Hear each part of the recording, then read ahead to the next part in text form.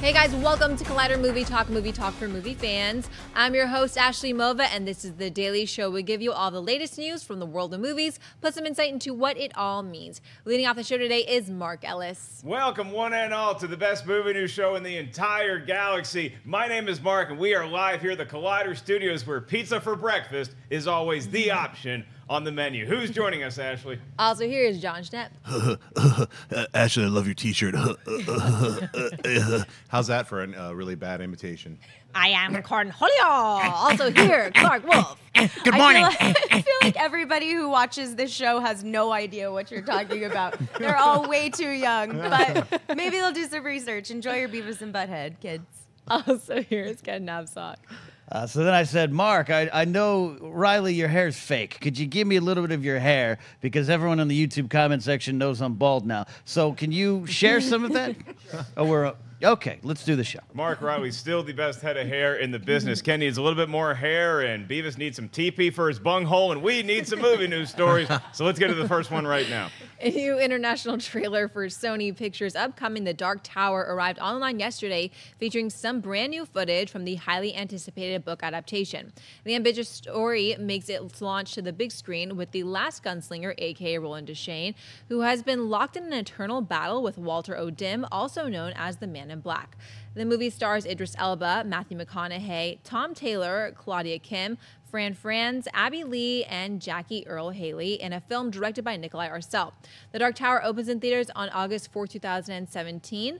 Mark, what do you think of the new trailer for The Dark Tower? Well, Ashley, to speak your T-shirt's language, I'm not ready to go full devil horns with this, but we might have some dissent on the panel here or in the chat room. I really like this trailer. I thought visually it looks stunning. I love seeing what this world looks like, this apocalyptic feel, this Western vibe that we get. The dystopian look of The Dark Tower is one of the selling points for me. But look, Matthew McConaughey and Idris Elba are why I'm so excited about this movie. And they both look like they're bringing their A game. Matthew McConaughey still a little reserved. I think that was the complaint a lot of people had about him in the first trailer, is that it doesn't really look like he has anything to do other than be that creepy guy from Dazed and Confused with a better wardrobe. But I like the way this movie looks. I like the end shot when you see McConaughey and just got that little bit of fire, like he's some sort of like demon wizard. Just it comes out in his hand. And if this was buy or sell, I would be buying this trailer on the strength of the leads, on the strength of the aesthetics of the film. And I love the way Idris Elba loads a gun. It's one of the cooler ways to do that. It has an Old West meets a horror vibe. Ken, are you as excited about The Dark Tower as this guy right here? No, but I absolutely would buy a ticket for Idris Elba. He looks fantastic in this. Everything that every frame he's in looks like he belongs. It's an interesting world. Matthew McConaughey is still doing a Lincoln commercial, and that is okay. That is fine. I've heard about Dark Tower for years. I'm not familiar with the Stephen King property. I haven't taken that deep dive into that world, but this trailer doesn't look that different from any other kind of attempt at some sci-fi fantasy on the big screen for me. It was that Starlight movie with Claire Danes, similar. Like this looks Stardust. Yeah. Stardust, similar. It looks like they could same world. It just something about it's not the world around Idris Elba doesn't look lived in. It looks CGI special effects, and it's not drawn me in. The trailer's fine. Again, Elba. He could be the next 007 for me, and I'd be very happy. He's got that presence. He's a star. I'm excited to see what he can do with this role. Maybe it's the Western vibe of the trailer that drew me and Ken in, because we're dressed like two cowboys, right? Well, we're dressed like two wannabe cowboys that really just own a saloon and don't really want any trouble in our little shop. Jon Schnepp, are you riding into town high on The Dark Tower trailer 2? Well, seeing as all these robots on my T-shirt are forcing me to say I sell this trailer, even though we're not on the buy and sell thing yet. I feel, the biggest difference between Stardust and The Dark Tower, Stardust was a good movie. Oh, whoa! This trailer, literally, I was so bored watching it. I was like, the first time they did a little teaser with him like clicking in the guns and stuff, I was into it. Yeah. But the more I see, the less I'm into even going to see this just as a film. I'm sort of like, I'll wait for it to maybe watch on Netflix, because it just seems really boring and very cut 2D characters. Like, this is the good guy. This is the bad guy. I dare you to destroy my tower. Bored. I'm asleep in the first 30 minutes. This better be different. That's all I can say. Like, the horrible trailer is, as far as I'm concerned, it's a one-dimensional trailer that actually made me not want to see the film. All right, Clarke Wolfe, you can even up Jon Schnepp's team, or you can bury him in a 3-1 toppling. I like this trailer, but I've been excited for Dark Tower for a while, but I think it's interesting to note, especially with the huge amount of Stephen King adaptations that we are currently getting and are getting over the next 18 months or so.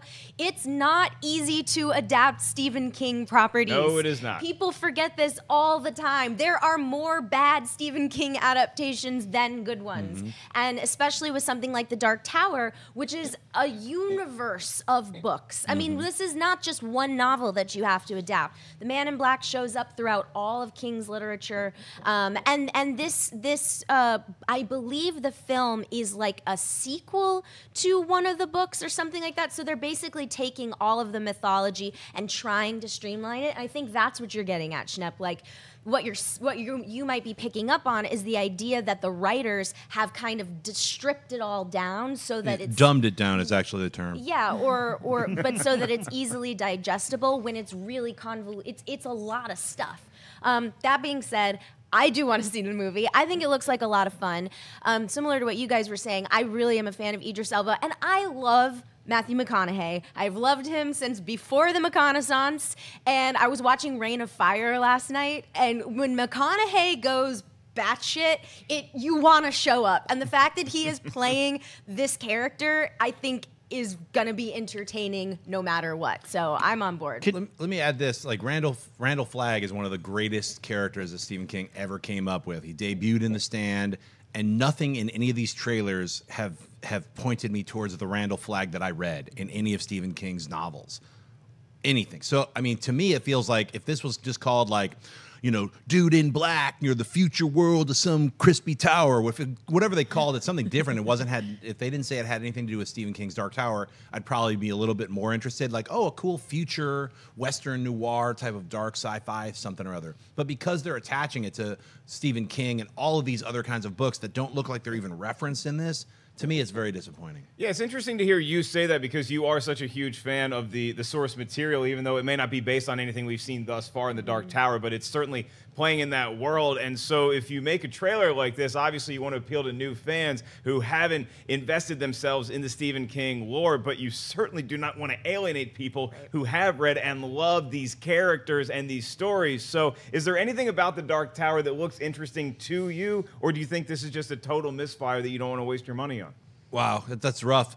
Me personally, just my opinion, feels like a misfire. Even though I love Idris Elba, I think Matthew McConaughey's great, it just looks horrible to me. Ken, do we just like famous people and cool aesthetics?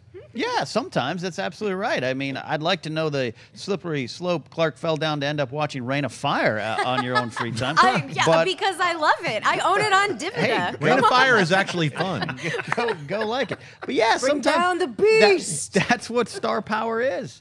That's what star power does, and I think Elba's got that kind of star power. I would buy a ticket just to see that. But the more I listen to Schnepp, the more I'm like, yeah, my instincts we're right here. Right. Well, I think the best point in this first segment was made by Clarke Wolfe that not all Stephen King adaptations turn out so well. For every Pet Sematary or Green Mile or Shawshank Redemption or Stand By Me, there's like 10 Salem's Lot just waiting around the corner. Lot. So be Come on, careful. that's a good one. Sleepwalkers is one of the better There you Stephen go. Kings, in my opinion, and that's a movie where somebody gets stabbed with an ear of corn. Yeah. An ear of corn penetrates their back.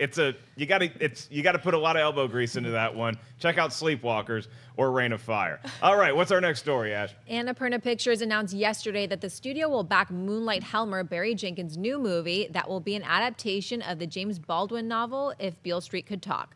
The film tells the story of Tish, a newly engaged Harlem woman who races against the clock to prove her lover's innocence while carrying their firstborn child. Jenkins has been trying to adapt the novel for many years now, but only recently acquired the approval of Baldwin's estate. Filming is expected to begin this October with a release date set for sometime in 2018. Clarke, thoughts on Barry Jenkins' If Beale Street Could Talk? Yeah, I really, really like this for Barry Jenkins. I very much enjoyed Moonlight, and the fact that it's such a passion project of his, I think, is a really, really good sign.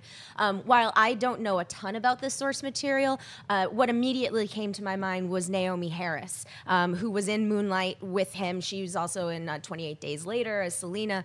If somebody like her could take on this lead in this film, oh my God, I can't imagine how good it would be, and it probably screams Oscar. So I love it. I think it sounds great. Schnepp? Yeah, most definitely. I feel like it was probably a lot easier for him to get those rights once he was like, oh, look at this Oscar I'm on. They're like, give him the rights. Hurry up and give him what's wrong with you? Give him the rights. You know, so yeah, I think Moonlight, once again, incredible film. If you haven't seen Moonlight, definitely check it out. It's worth watching immediately after movie talk, and then it'll bum you out a little bit. It's a sad story, but it's a very emotional story. So I'm looking forward to anything Jenkins does. That's right. James Baldwin is it's tragic that so many writers and artists get so much praise after they themselves pass away, but that's certainly happening with Baldwin, who's experienced a resurgence in interest in his work and people adapting it for projects in the last few years. And I think this is going to continue the trend in a very positive way because, look, you could have said that Barry Jenkins is doing anything, and I would have gotten excited. When you read the story and what this thing is based on, Barry Jenkins with Moonlight showed how emotionally powerful he can make a story that doesn't necessarily have to have a huge scope. It's a very personal tale, and I think we're going to get that with If Beale Street Could Talk. And the James Baldwin estate, I think his sister is quoted as saying how excited they are that Barry Jenkins is the guy to do this. I mean, the story's been around for a while, and now that it's in the hands of Barry Jenkins, I think that the waiting was worth it, Ken, because this is a guy who clearly cares about telling stories like this, and you could be looking, as Schnepp referenced, another Oscar contender on Barry Jenkins' hands. Yeah, first of all, after I pass early because of free Slurpee Day at 7-Eleven, they'll finally remember me as a good movie schmodown competitor.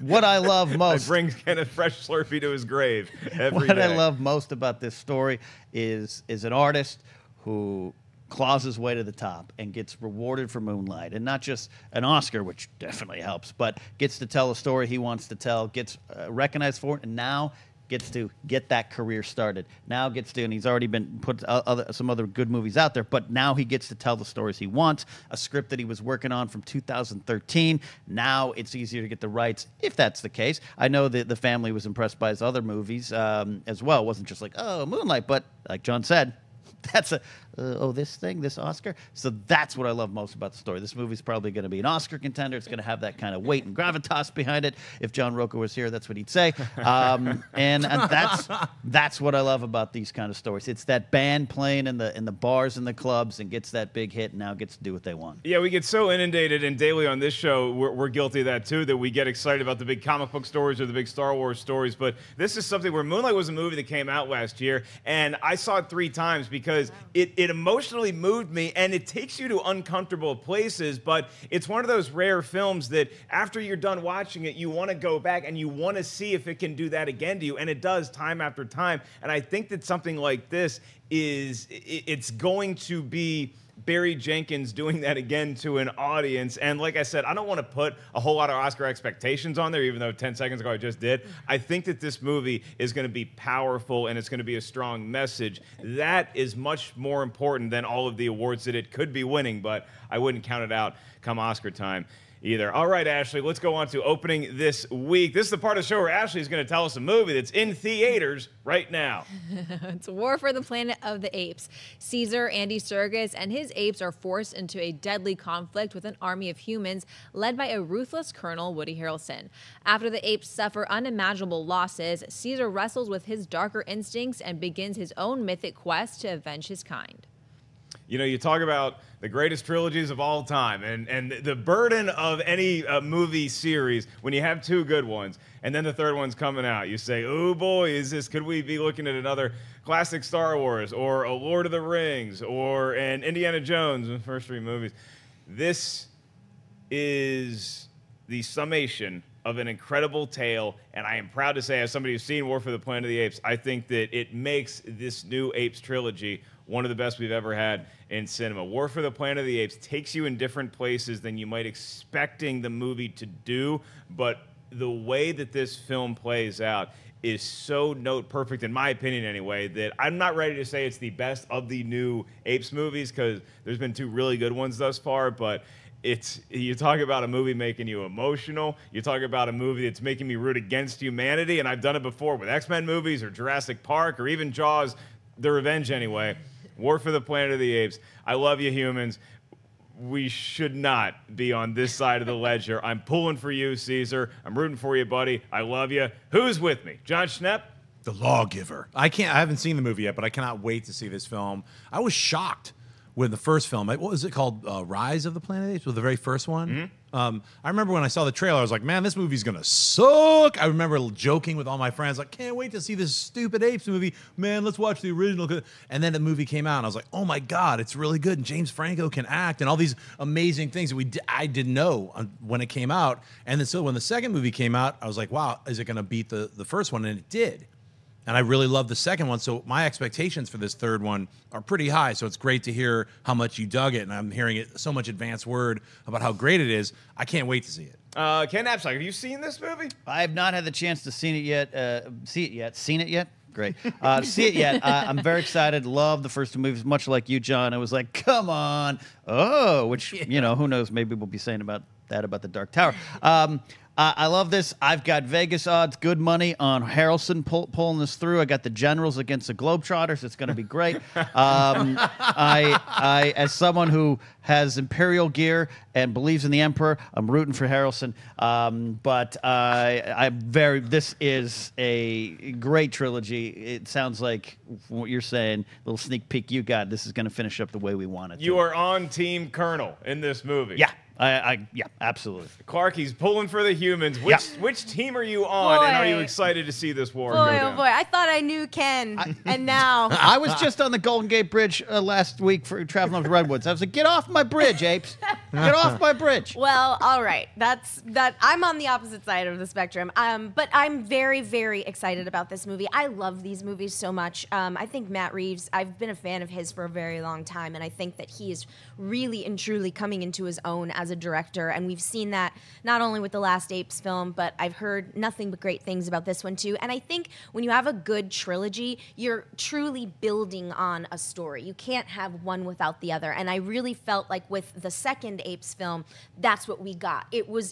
Because of the weight of the first movie, we were able to go there with Caesar in the second movie. And I'm fully expecting to lose my mind and cry my eyeballs out. Yeah, and the way you're nodding says I might. Yeah, it could happen. Ashley Mova, I have 2 questions for you. Yeah. Because I forgot to go to you for the Dark Tower trailer. I don't know. Did you get a chance to watch? I didn't get a chance to watch the trailer, Mark. Why are you calling me out on the live show? Well, because I know you enjoy your horror movies. I did. So I was going to see the premise did sound good, but I just didn't get a chance to watch it. But I will watch it after the show. Okay, well, I'm going to ask you an easier question here now. If you've seen the Rise and Dawn of the Apes, and even if you haven't, are you excited for War for the Planet of the Apes? And are you on Team Napzok or Team Wolf?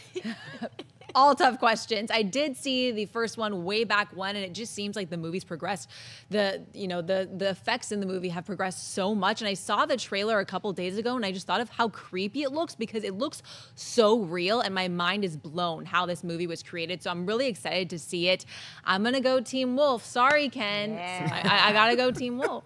You know, you bring up a great point with the performance capture that you have. I was watching Woody Harrelson was on the Colbert, the late night show last night, and they showed a clip from War for the Planet of the Apes. And when you're watching it on the small screen sometimes, it just doesn't feel as realistic as it does on the big screen. Caesar's talking in the clip, man, and I'm watching a real-life ape act against the bartender from Cheers, and it was a damn good time. I think you guys are going to enjoy it. I think, like Clarke, you're going to get emotionally moved. I think, like Ken, some of you might be rooting for the humans, and best of luck with the team that you choose. Let's move on to buy or sell. This is a part of the show where Ashley's going to give us a premise, and up here at the table, we're simply going to say whether we buy it or sell it, and we will use Monopoly money to make our point. What's up first? According to a report from The Wrap, last week tonight's host, John Oliver, has signed on to voice Zazu in Jon Favreau's live-action remake of The Lion King. The role was first originated in the animated movie by Mr. Bean himself, Rowan Atkinson. Oliver joins a cast that includes Donald Glover as Simba, Billy Eichner as Timon, Seth Seth Rogen as Pumbaa and James Earl Jones reprising his animated role as Mufasa. And although it's still unconfirmed, director Jon Favreau has stated that Beyoncé is his top choice to voice Nala. Favreau is currently gearing up for production with a release date for The Lion King set for July 19, 2019. Ken Barcel, John Oliver, Zazu in The Lion King. I buy it. There seems to be a legacy of big beak British comics voicing this character. Bring it on down to John Oliver. We know him so much now as this host of a faux news show out there, on HBO, which is doing great. But let's not forget, this is a performer. He's done voice work before. I loved him on Community as the professor that kind of sets Joel McHale's character on his path.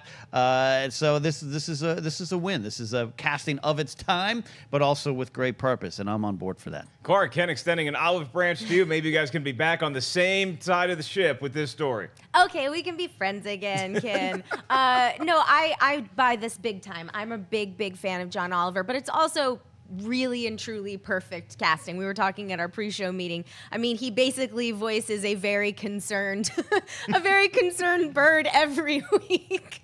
They should do last week tonight with Zazu. Yeah, exactly. Just yelling at the television, which I very much enjoy. So I think it's perfect. And the cast that Favreau has assembled is fantastic. And if they can seal the deal with Beyonce, I think that'd be awesome. But I love Oliver for this. Yeah, it's a huge buy for me too. Oliver's hilarious, and like Clark said, he has that concerned citizen approach to Zazu, which if he brings that to Zazu, I think it's going to be note perfect. Schnepp, I heard this story yesterday, and I'm driving. I'm still getting used to this like whole hosting kind of daily thing, and so I was like, wait, is this the first announcement they've had as far as casting? Did I dream, or was I just wishing that James Earl Jones was going to be back as Mufasa? As they announced, and it's like, oh no, they have announced a bunch of other people, and so this is more like icing on the cake. Are you happy with John Oliver as the choice? Last Beak Tonight is all I would watch. I would watch that every day if that was a weekly or daily show. I want to watch a bird talk about the news.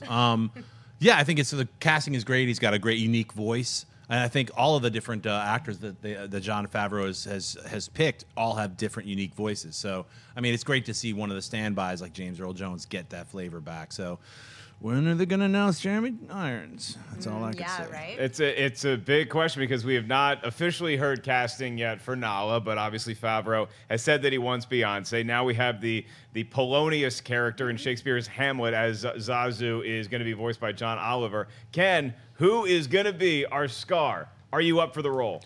Yeah, I've got that kind of evil streak in me. I could do it. You good? No? Is that how I get the job? I think you'd be a fine. Well, let's say that you are out on a mission somewhere and you can't do it because you are doing a Star Wars movie or you're playing video games. Who do you think should be Scar? Do you think they should bring back Jeremy Irons? Or do you want Irons would be the choice. Another name that pops to mind is Lars Mikkelsen, Mads' brother, who voices Grand Admiral Thrawn on the Rebels animated show. Star Wars story. I've heard of it. It's the one with Captain Kirk. You guys up for a Scar reprisal with Jeremy Irons, or do you want somebody new? I mean, I have been thinking for a while that I think Tom Hiddleston would be a great Scar, just because his voice actually has always reminded me of Jeremy Irons' voice, just in a younger man's voice box. And so he's already a part of the Marvel family, or Disney Marvel family, and so I think he could actually be a good choice. But now that you mentioned the Mickelson family, good old Mads, I would not be mad at that. Yeah. My choice for Scar, Bruce Willis. He beat Jeremy Irons one time. He can do it again. Die Hard with a Vengeance, Part 2, The Lion King, in theaters, 2019. I just made a horrible movie. What's our next topic? According to a report from THR, Adrian Escaria, the producer of the Hitman movies, has optioned the movie rights to Spencer and Locke, a comic described as Calvin and Hobbes meet Sin City by way of Quentin Tarantino. Created by writer David Paposi and artist Jorge Santiago Jr., the comic tells the story about a detective whose former grade school crush is brutally murdered. The detective's only solution is to turn to his partner, who happens to be his imaginary pet tiger from childhood. Escaria plans to package the project with Constantine Films, the company behind the Resident Evil franchise, under the producer's newly inked 2-year first look deal. No release date has been set. Schnepp Barcel, a Spencer and Locke adaptation. I love the idea. I mean, it's like when you say Calvin and Hobbes meet Sin City, I'm instantly intrigued. I remember seeing the cover art a few months ago for the comic book. I was like, oh, that looks cool, but I skipped it. And now actually hearing more about it, I think I'll probably pick up the comic book just to check it out.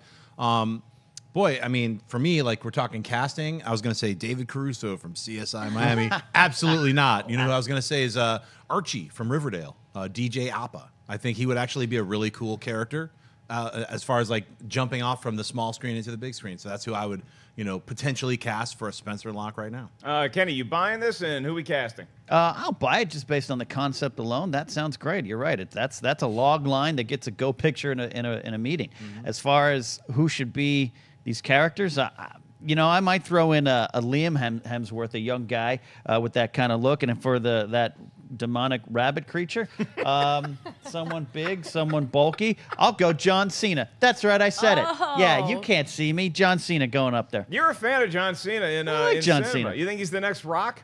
Not necessarily. I don't think he wants to be that. He's more of a personality than an actor. But he handled himself in that Schumer movie quite well. Yeah, it's pretty funny in Trainwreck. Seen him pop up in some stuff. Clarke Wolfe, you excited about Spencer and Locke? I am. It's a buy for me. And I think the premise, I just think that it's so weird that it could be brilliant. In the right hands, it could be very, very good.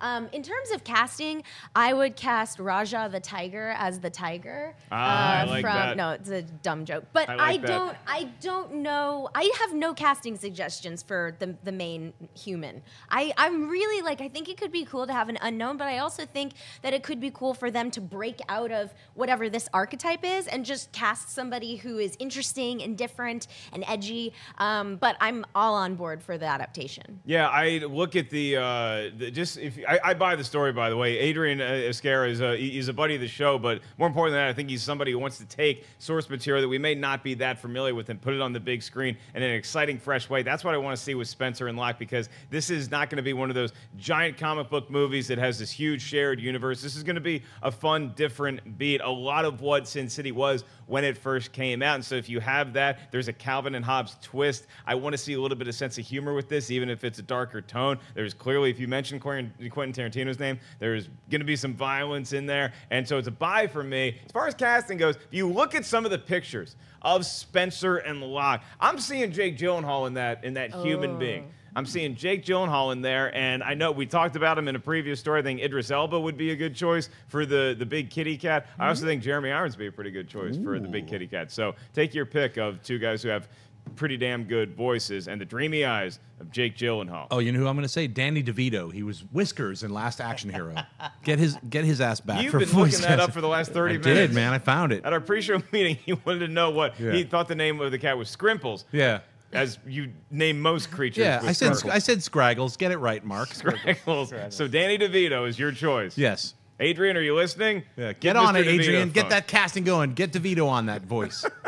At the end of this show, you guys can voice your opinion and let us know, what are you thinking? What are you asking in the world of movies? Tweet us at Collider Video. But before we get to that, we have a lot of exciting stuff happening on the Collider Video YouTube channel right now. Mr. Jon Schnepp is going to Daily with Heroes this week. You did it yesterday. You're back today. What do we got for the tasty morsel in store? Oh, man. Well, today we're going to talk a lot more movie news. I mean, we're doing it daily, so it's not like the usual hour-plus episodes. We're doing about a half-hour show per day, just to get that flavor squeezed in, but we're doing it every day, so it's a lot of fun.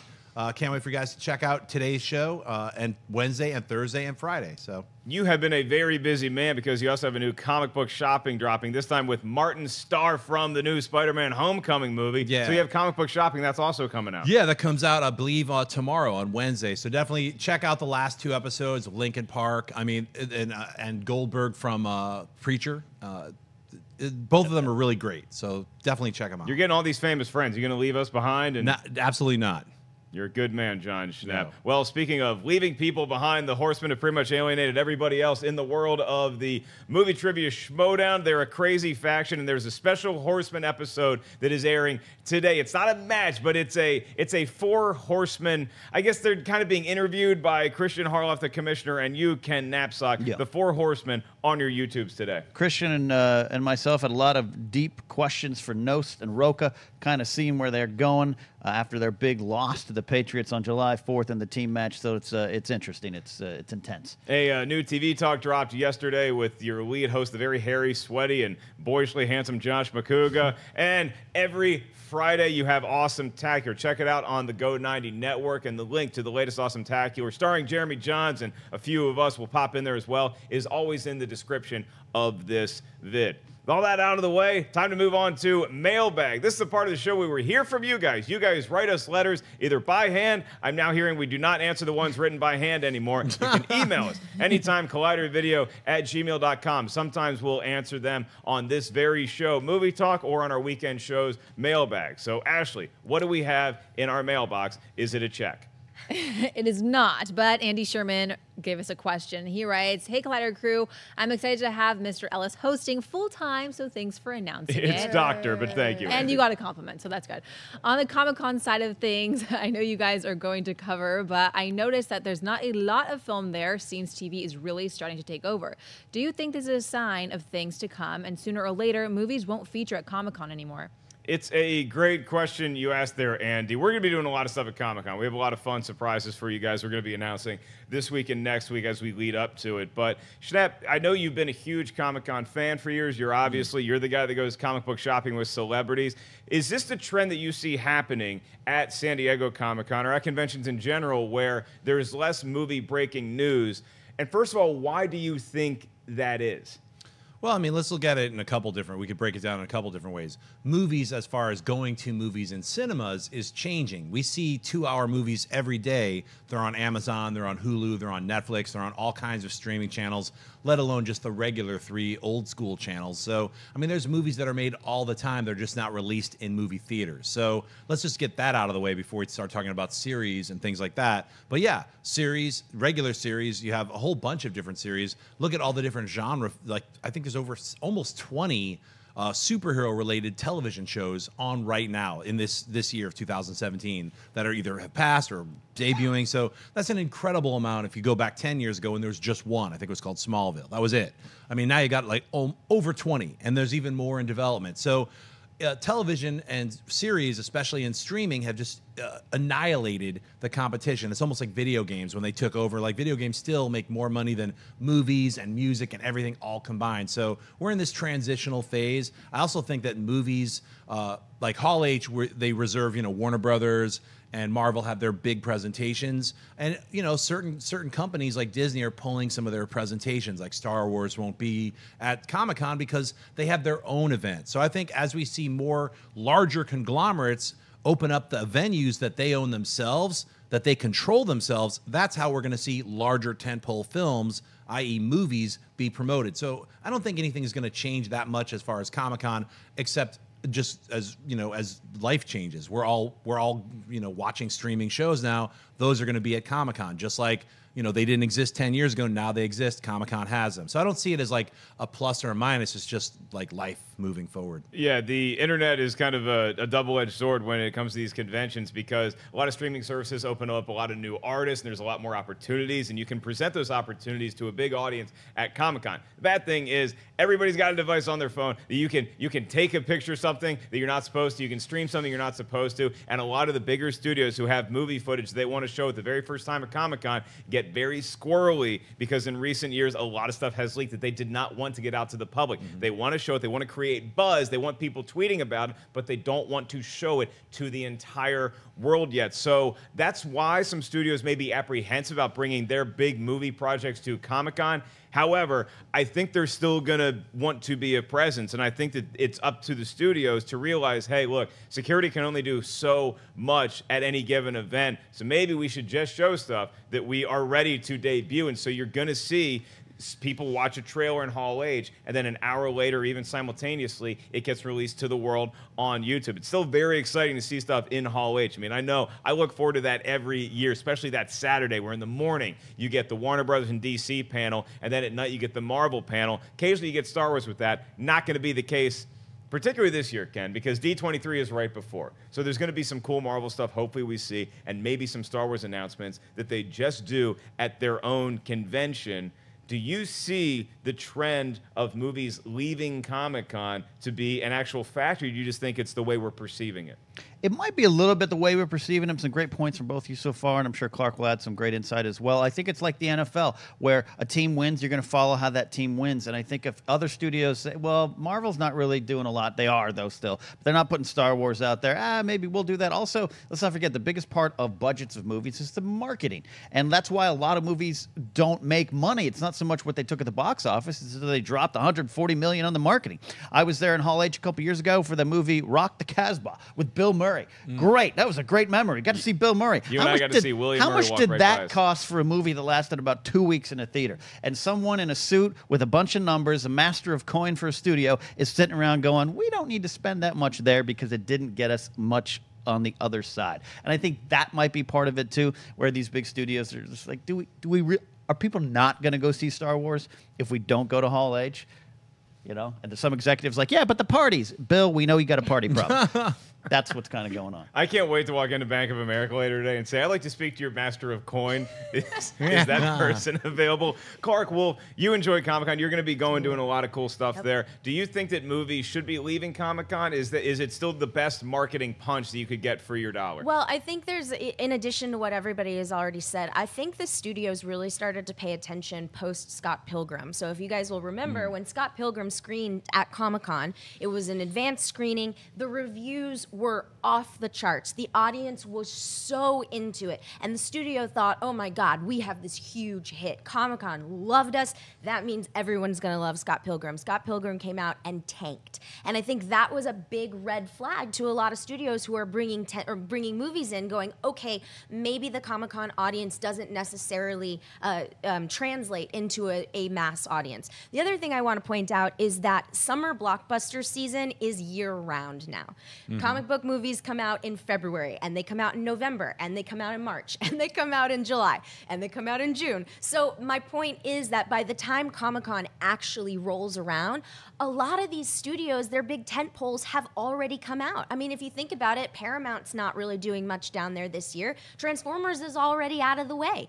And as we've already mentioned, the D23 information is also important. So I think the way that movies are not only being distributed, but the way that businesses are sort of seeing is kind of like the influencer bubble, right? Like the idea that that translates directly into dollars when it hasn't necessarily proven that it has. And the last thing I want to contribute is that I think that genre, meaning horror and sci-fi and fantasy, maybe getting away from those comic book style stories or action style stories, really has potential here to like swoop in and steal the con. Like last year when The Woods was revealed to be Blair Witch, that was the only thing people were talking about for like 24 hours. So this weird horror movie like totally won Comic-Con for a day. That's amazing. And New Line is going down with WB this year. They're bringing Annabelle. They're bringing It. So I think that if I were you and I was looking for movie coverage, I would keep my eye out for that kind of stuff. I was going to say, they should be careful, though, because The Woods turning to Blair Witch was amazing, but they should have released Blair Witch that day. I agree. Because what happened is that everyone's like, oh my God, what? And then 2 4 or 5 later, months later, it comes out and nobody went or even remembered it. And we're like, oh yeah, that thing. It's like, go when the buzz is actually at the high point. Yeah, they had a lot of buzz at Comic-Con. We were all talking about it that week. The movie still made a big profit because it cost like, little. 5 cents to make. But you could have the same thing with Annabelle Creation. That's an awesome point about horror movies being the ones that can sweep Comic-Con. I'm looking at the Hall H schedule right now. And for those of you guys who've never been to Comic-Con, Hall H is the giant hall. It fits 6,000 people. People wait in line all night in a queue to get in there to see the newest sneak peeks of movies. This is the movie slate that you're going to get in Hall H. On Thursday is 20th Century Fox doing a panel, and then Saturday is Warner Brothers in DC, and then Saturday night is Marvel. Having said that, also on Thursday, you get a really cool Netflix panel that's going to have some stuff, such as the new David Ayer movie that he's doing with Will Smith, Bright, and Death Note with Adam Wingard. There's also a special secret Netflix screening at some point, which could be Death Note, could be Bright. We don't know what it is, but you also have Stranger Things is going to be big in Hall H on Saturday. On Friday, Walking Dead and Game of Thrones. So the writer asked a question, and we take a lot of time to answer it, but I think it's an important one to talk about because, yeah, TV seems to be the way that Comic-Con is trending, although don't sleep on some big movie announcements that weekend. It's going to be a lot of fun. We will all be down there. I'm doing some stand-up on Wednesday night as soon as I get down there, and then we'll have some other fun stuff for you guys who we'll be announcing this week and next week. Whew, good question. Took a lot of time.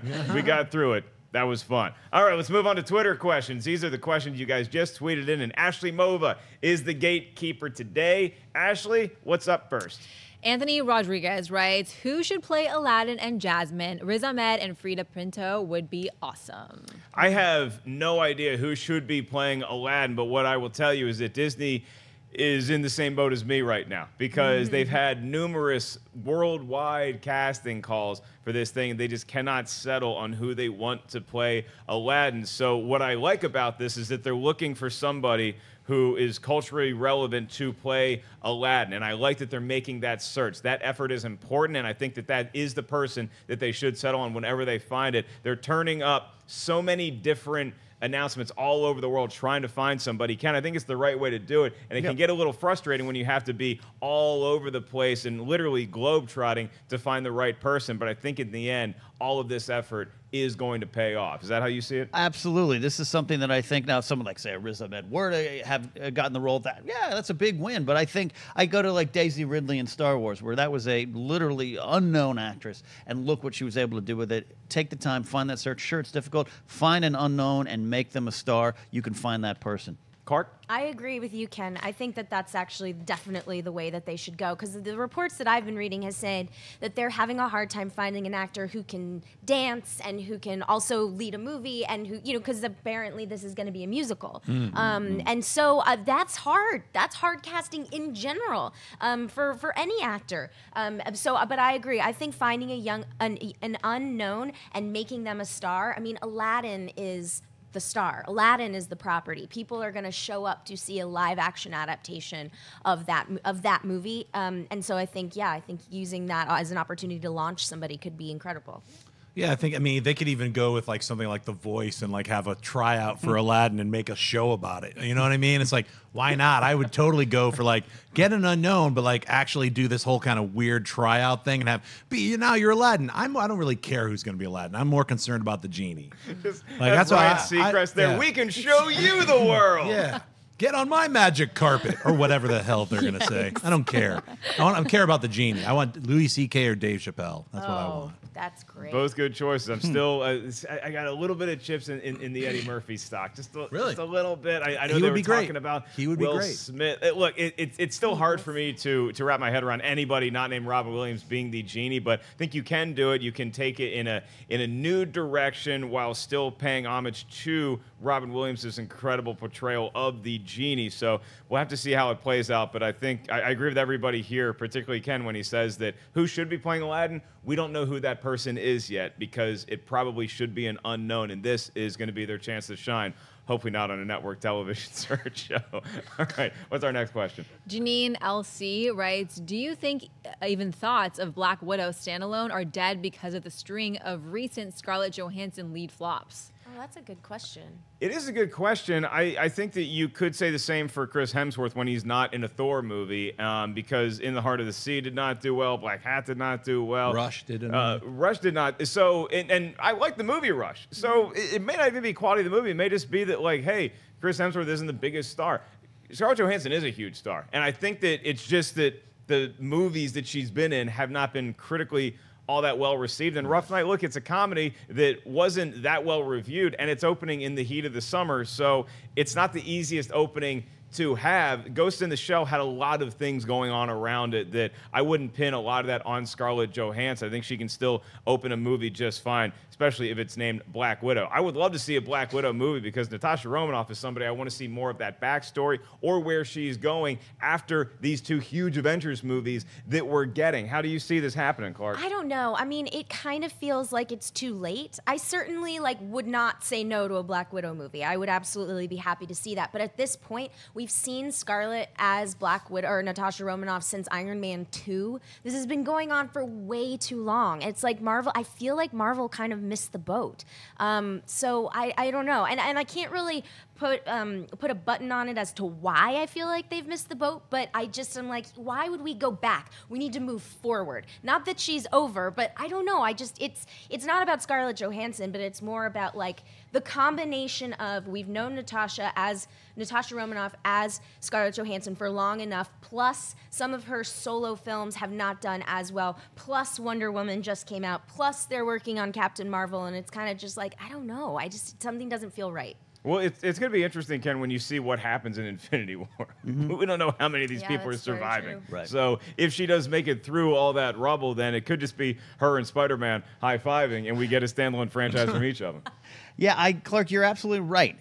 They may have missed the boat again. If they do it, they do it. And I'm not familiar with the story of Black Widow, John. Maybe you could help me. Maybe there's a, dare I say, Logan-like story of her post-wars trying to deal with a lot of stuff in her past and where her place is now in the universe. Maybe there's something like that. You could do that. But it's not so much the business of Scarlett Johansson as it is just, yeah, you're right. Iron Man 2. I'd be more, not on board, a Gamora solo movie would make more sense now as we go into Phase 4 than going back to look at a character we've explored and probably should have explored maybe in a solo story, but didn't get that opportunity.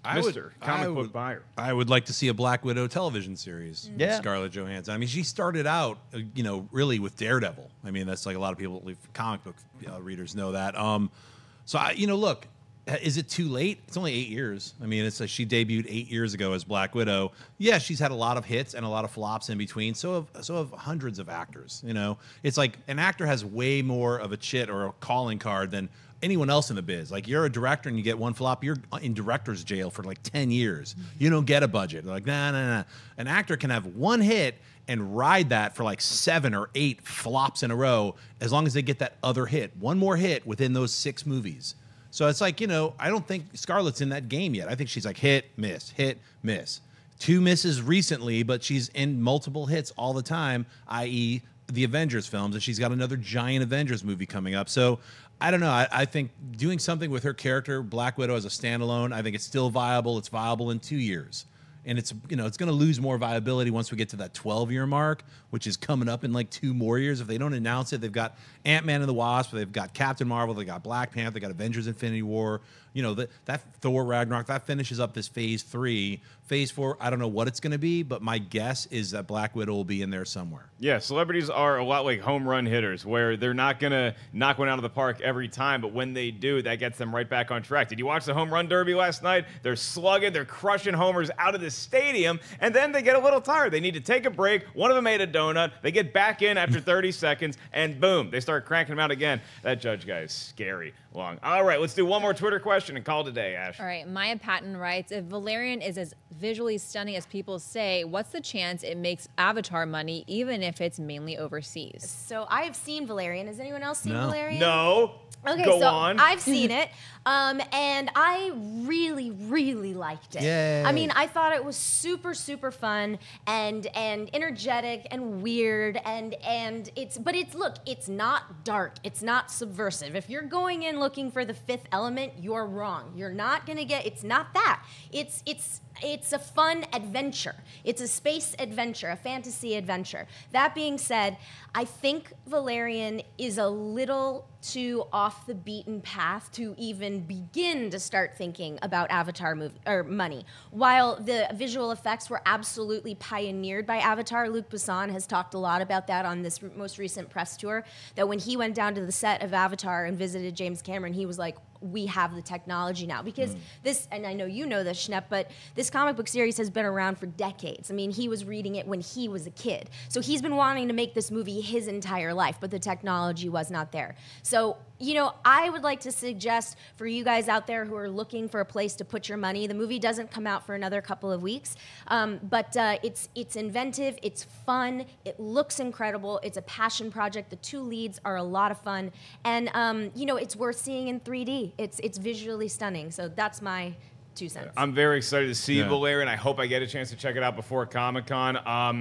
When I saw the trailer, it looks like what I want to see in a epic, fun space opera.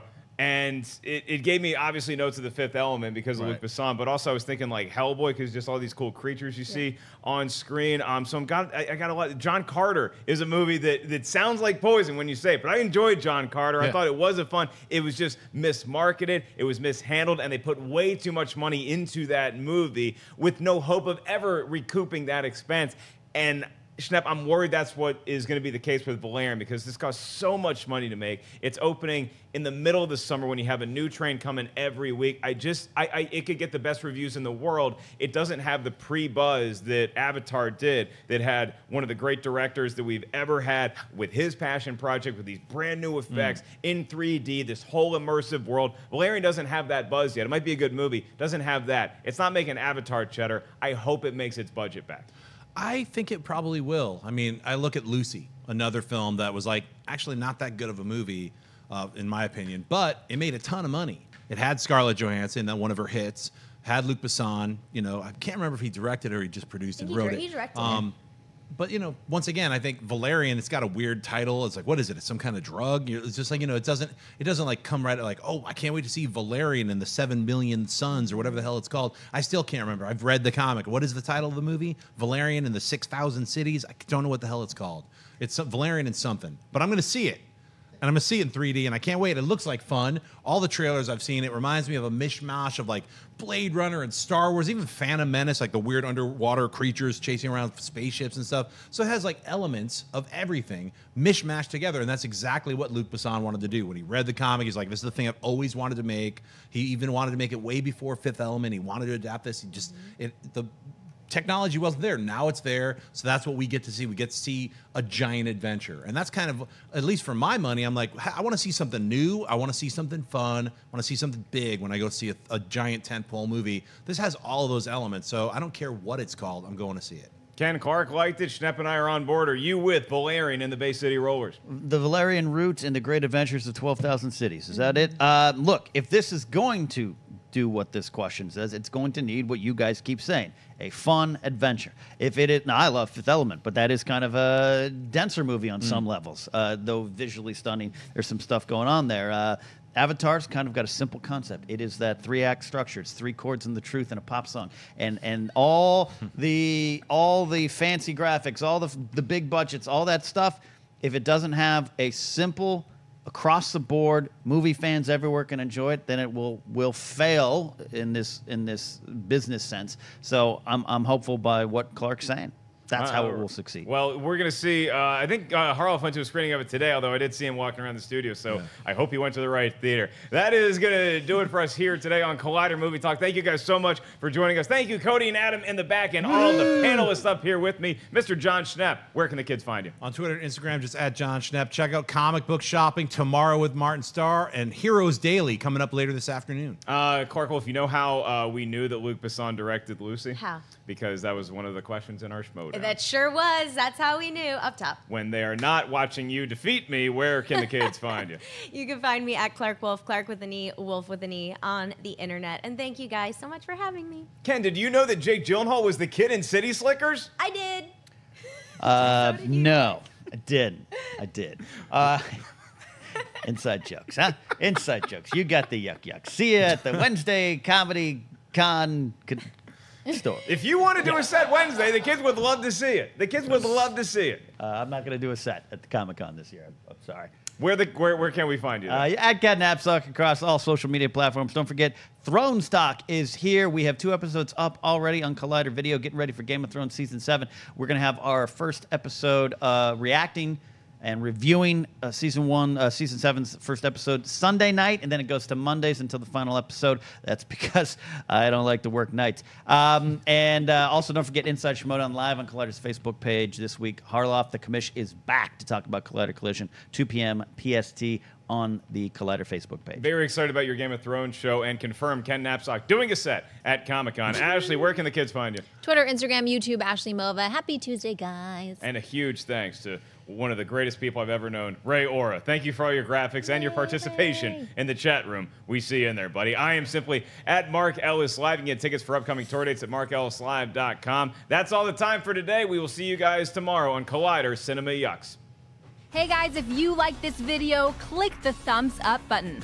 Also, make sure you subscribe to our YouTube channel. It'll help you stay up to date with everything we've got going on here at Collider.